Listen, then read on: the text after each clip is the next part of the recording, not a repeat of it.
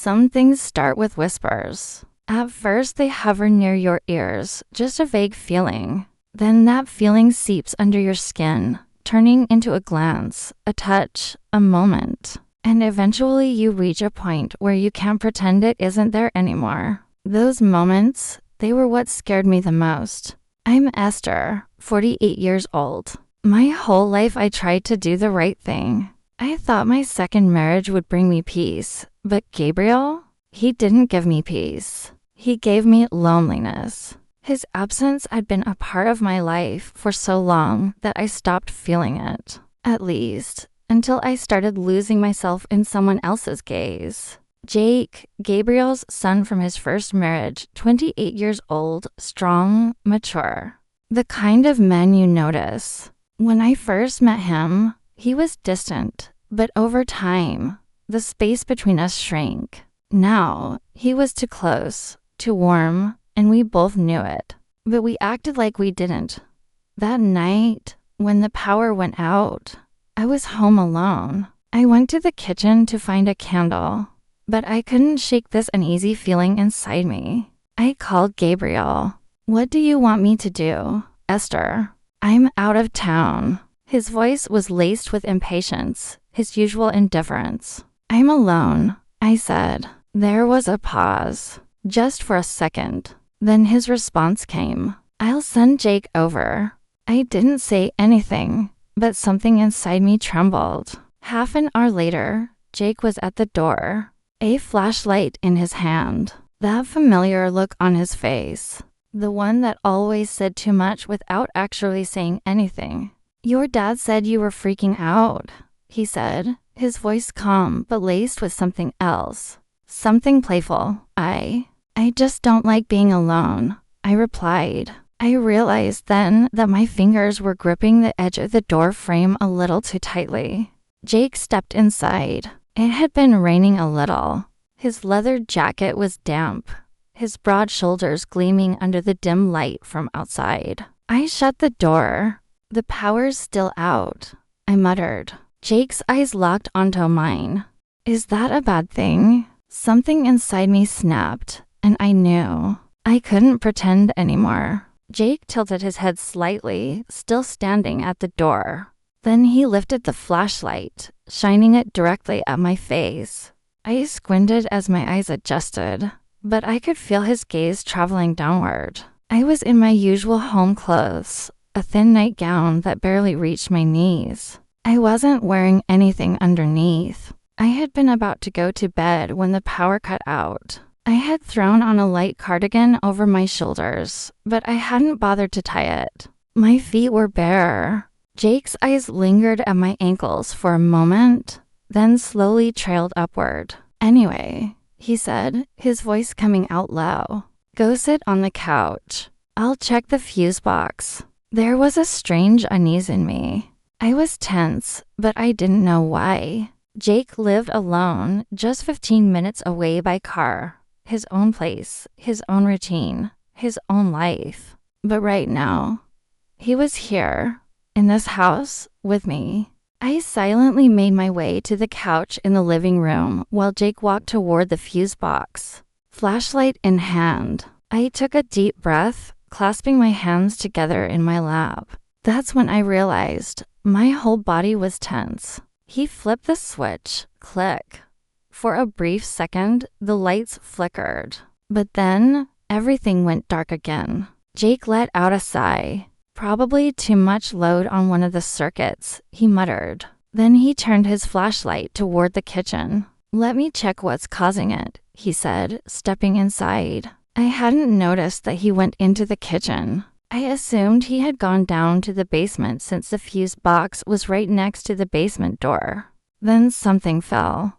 A loud metallic clang echoed through the dark. I jumped. "Jake." I stood up quickly, walking toward the pitch-black kitchen. Jake's no answer. I took another step forward. The moonlight filtering through the kitchen window cast faint shadows. But everything was still hidden in darkness. I couldn't see him. But I felt something, a movement, just as I was about to turn. My chest collided with something solid, a body. Jake. The flashlight had slipped from his hand, its beam now cast off to the side. His warm, firm body was pressed against mine, and for a brief moment, a shockwave ran through me. Instinctively, I tried to step back, but Jake was standing right in front of me. "You came into the kitchen too?" he asked, his voice low, almost a whisper. I didn't know where you were," I said, my breath coming out unsteady. Jake's hand barely brushed my waist, maybe just for balance, but my body registered it as something much more. "If this is your first time hearing confessions like this and you want to support us, join my channel and turn on notifications. Before we continue, trust me, you won't want the story to end." In the darkness, we couldn't see each other. We could only feel. And in that moment, I realized that the pull we had been pretending didn't exist had grown too strong to ignore. Our breathing was the only sound in the heavy silence. Jake's breath was too close, and there was nothing stopping us from locking eyes. Except we couldn't, because everything around us was pitch black. I placed my hand on his chest, trying to step back slightly, but he didn't move. "And neither did I, Esther," he whispered. Just hearing my name and his voice sent a shiver through me. I needed to snap out of it. I shook my head slightly, took in an unsteady breath, and forced my voice to sound normal. "What's the problem?" I asked. Jake slowly pulled his hand away from my waist, but he was still close. The flashlight had already fallen, and the kitchen was nearly swallowed in darkness. Only a faint sliver of moonlight trickled through the window, casting soft shadows over everything. "I think it's the washing machine," he murmured. "It must have been running when the power went out and is trying to start back up." I swallowed hard. "So we need to unplug it, right?" Jake nodded but hesitated. There was a tension in the air, something unseen but completely felt. Finally, I saw the outline of his body shift as he moved toward the washing machine, his silhouette barely visible in the dim light. Then, a loud clang echoed through the room. I flinched. "What was that?" I whispered. Jake had crouched down, but he lifted his head slightly, his lips curving into a small smile.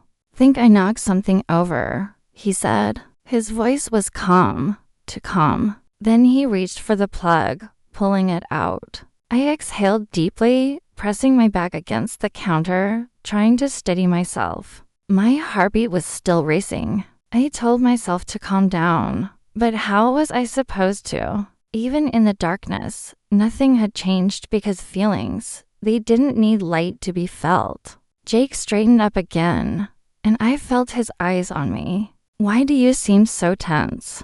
he asked, his tone slightly teasing, but underneath it, something else. "I'm not tense," I shot back immediately, but Jake didn't look convinced. I heard his footsteps in the dark. One step, then another. "I know," he said slowly. "I'm tense too." Something tightened inside me. I didn't know what to do. Should I step back? Should I look somewhere else in the room?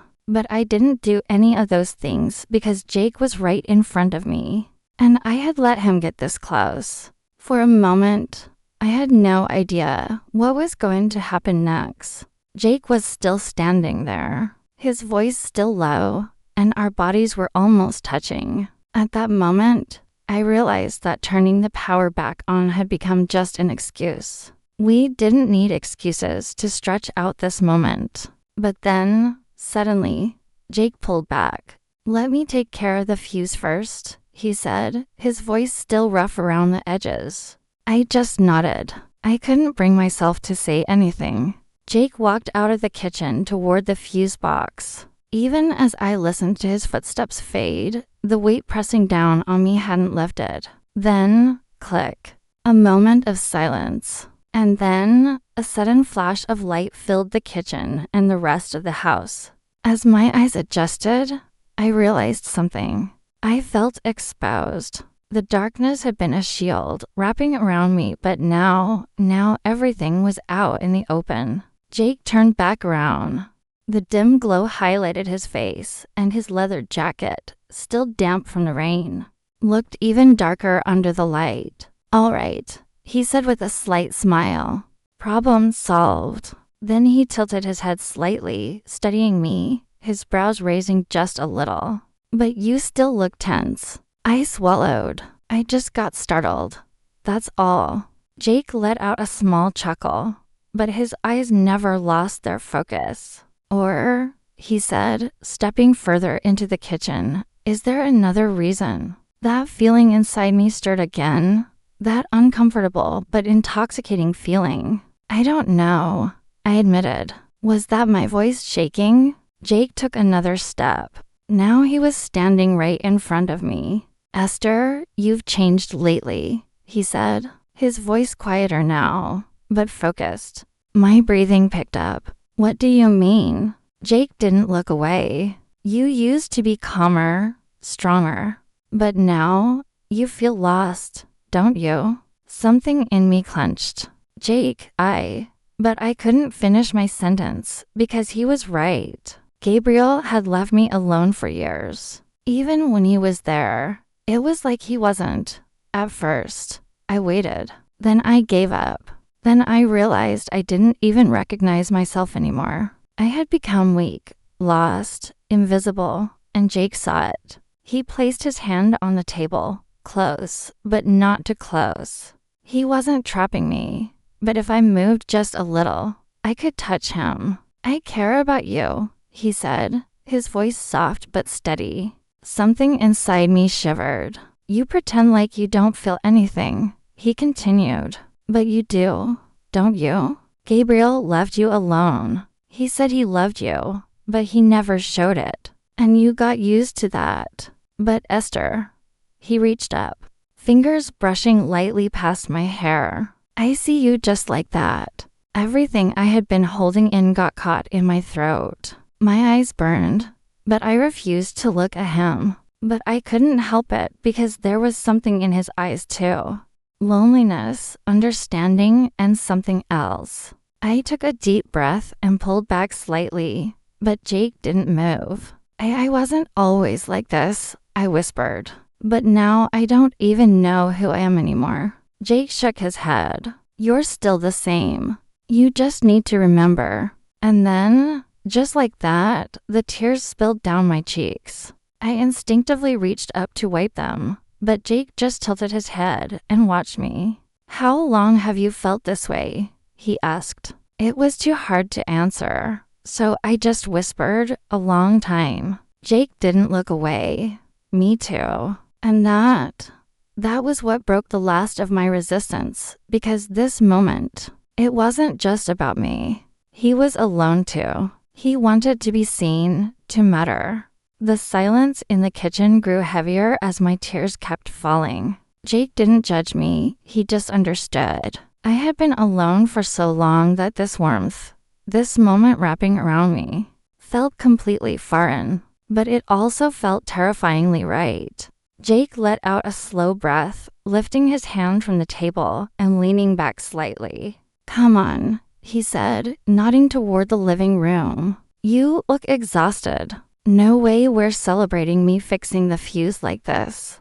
I forced a small smile, but something inside me was still trembling. We walked into the living room together. Jake sat at one end of the couch, and I settled beside him. He had taken off his leather jacket. His t-shirt clung to his body, still slightly damp. He ran his fingers through his hair. He looked exhausted. I was exhausted too, but not just tonight. 4 years. Lost in the emptiness I had been drowning in for so long.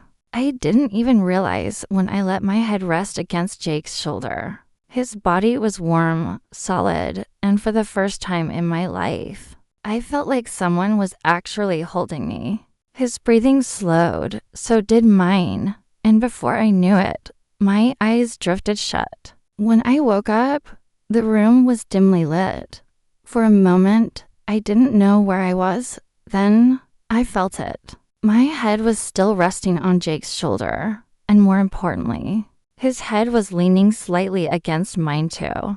My breath caught. Jake stirred. Slowly, his eyes opened. He lifted his head just a little, just enough for our eyes to meet. For a second, we just looked at each other. But that look, there was so much in that look. A warmth spread through me. My heartbeat kicked up. Jake's gaze dropped to my lips, and then he leaned in. My breath hitched. He kissed me at first, slow, hesitant. But then everything we had been holding back crashed into that moment. My hands moved on their own, sliding over his shoulders. Jake's hand found my waist, pulling me closer. This was it. Something long buried, something forgotten, rising from the ashes. And this time I wanted it. I kissed him back fully, deliberately, and I knew nothing would ever be the same. When Jake finally pulled away, we were both breathless. We looked at each other. His eyes were still exploring me, still wanting me, and for the first time, I wasn't trying to run from it. Jake didn't look away. Instead, he whispered, his voice deep and slow. "I've liked you for a long time." My breath was unsteady, but his words unlocked something inside me, something that had been shut away for years. I swallowed, letting go of the turmoil inside me, and took a step toward him. I didn't break eye contact. I let everything I had been suppressing pour out. I've never felt anything this right before. Jake didn't hesitate, not for a second. He just watched me, and then we both moved at the same time, slow at first, then faster. Our lips crashed together again. This time there was no hesitation, no restraint, no denial. My hands slid up to his shoulders, his hands found my waist. Pulling me in closer, my heart was pounding. As we kissed, my fingers trailed down his arms. And then, my hand reached for my straps. My breath caught as my fingers hooked around them, and slowly, I slid them down. Jake froze as he watched me, but his eyes, they never left mine. He was seeing me. He was loving me. And that's why, without a second thought, I let myself sink down onto the couch. Jake inhaled sharply, and in that moment, I knew there was no turning back for him either. Jake placed his knee on the couch, turning his face toward me as I lay back. I could see him freeing himself from his clothes, and it affected me more than I could put into words. He understood me. He cared about me. He was young and unbelievably handsome. For the first time, I didn't feel alone. Just then, I noticed the slow movement of his hand, and I loved it. I felt something bigger than anything I had ever known before. This time, I didn't want to surrender to excitement. I wanted to surrender to emotion. I wasn't alone. I could feel that in every inch of my body. I opened my eyes, letting my hands slide down from Jake's shoulders. I wrapped my arms tightly around my own legs. Jake, breathless and flushed, looked irresistible, and in that exact moment, my body tensed. My nails felt like they were almost piercing into my thighs. My legs locked completely, and with a loud cry, I surrendered myself. I was instinctively begging Jake to do the same. It didn't take long. He listened. I felt a deep warmth inside me, and afterward I whispered a soft thank you. When he lay down beside me, he was completely out of breath. We didn't say a single word. I just listened to his heartbeat, waiting for his breathing to steady. And before I knew it, I had fallen asleep right there. I knew Gabriel wasn't coming home, and in that moment, nothing else mattered. Nothing but this sense of relief, this peace, as I slipped into sleep.